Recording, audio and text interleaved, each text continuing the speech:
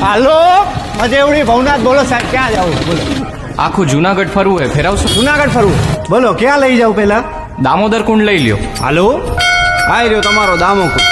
હા વરસાદમાં પાછું નવું પાણી ભરાયો ને આમ હે ને ઉપર પ્રાચીન પીપળો આ પાણી રેડો ને એટલે પૂર્વજોને પહોંચી જાય.